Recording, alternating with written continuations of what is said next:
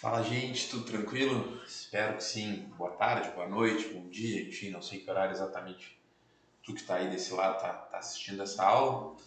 Vamos então colocar em prática, né, essa nova situação aí de aulas híbridas. Espero que corra tudo bem com a gravação.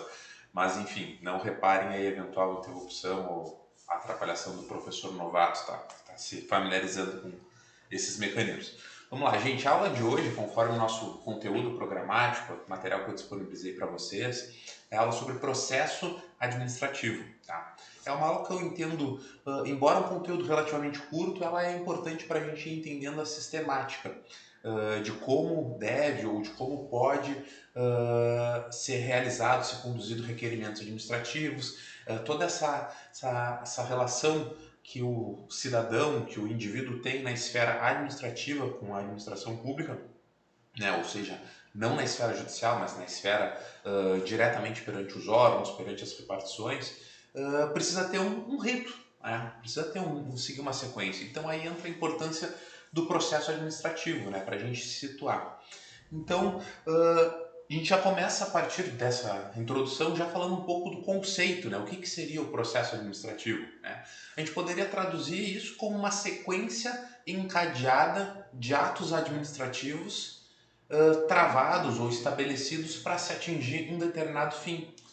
Tá bem? Então é uma sequência concatenada, uma sequência lógica, uma sequência coerente de diversos atos que vão sendo praticados até que culmine numa determinada decisão administrativa e assim atinja o objetivo que justificou a instauração do processo administrativo. Então desse conceito a gente pode facilmente identificar a natureza o caráter de instrumentalidade que esse processo tem. E lembrando aqui aquela mentalidade que também existe, que também prepondera no processo civil tradicional, né? Um processo enquanto instrumento para a tutela e efetivação dos direitos discutidos em juízo. Né? O processo ele não tem um fim em si mesmo, ele tem um objetivo por trás, né? Tem uma finalidade a ser alcançada, a ser buscada, seja o processo judicial, seja o processo administrativo. Então, vão ser praticados atos coerentes, sequenciais, até que esse objetivo realmente seja atingido. Tá? Então esse é um ponto de confluência, onde já se aproximam tanto as esferas administrativa quanto a esfera judicial. Tá? Então seria o conceito.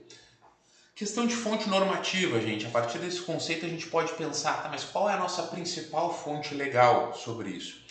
A gente costuma tratar esse assunto sob a ótica da Lei Federal 9.784 de 1999. Né? Essa lei ela regulamenta o processo administrativo em âmbito federal. E segundo se entende e se interpreta do texto constitucional, cada ente tem a competência para legislar ao seu critério sobre como deve haver o tratamento do processo administrativo no seu âmbito. O que eu quero dizer com isso? Diferentemente do que acontece com as licitações, com contratos administrativos, por exemplo, que a competência é exclusiva da União para legislar sobre esses assuntos, ou seja, apenas Senado, apenas Câmara dos Deputados podem legislar sobre isso e ao legislarem e promulgarem uma determinada lei, essa lei vai ter aplicabilidade em todo o território nacional. Em se tratando de processo administrativo, um ente estadual, um ente municipal pode ter seu regulamento próprio, tá? Não tem nada que impeça. Então aqui a competência ela é concorrente entre os entes. Porém ficou estabelecido, já restou estabelecido no âmbito da jurisprudência, de que em havendo uma omissão legislativa em determinado ente, vamos imaginar que num determinado município ou em algum estado não haja uma lei específica tratando de processo administrativo, é plenamente possível a utilização como fonte subsidiária da lei federal. E adianto para vocês que é isso que acontece na maioria das vezes. Então, por isso é interessante a gente utilizar como objeto de estudo a própria Lei 9.784 de 99, tá bem? Então, a nossa fala aqui de hoje vai ser pautada principalmente por ela. Bom, gente, comecei falando ali de alguns pontos do conceito que redunda numa aproximação, né, entre o processo administrativo e o processo judicial, que é essa ideia de instrumentalidade. Mas as semelhanças elas não se limitam a isso. Né? Existem outras semelhanças que a gente poderia trazer para ir tentando montar uma mentalidade de como deve funcionar um processo administrativo. Daí a gente pode trazer para essa conversa das semelhanças os próprios princípios aplicáveis. No processo administrativo é aplicável a ampla defesa, é aplicável o contraditório, é aplicável o devido processo legal. Vamos só relembrar alguns conceitos, né? Contraditório nada mais é do que a garantia do direito de ser ouvido, do direito de poder se manifestar, o direito de poder expor a sua versão sobre aqueles fatos.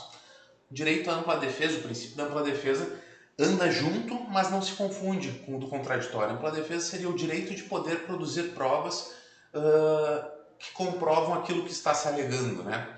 Um é mais relacionado ao direito de ser ouvido, o outro mais relacionado ao direito de produzir provas sobre isso. Tá bem? Segundo princípio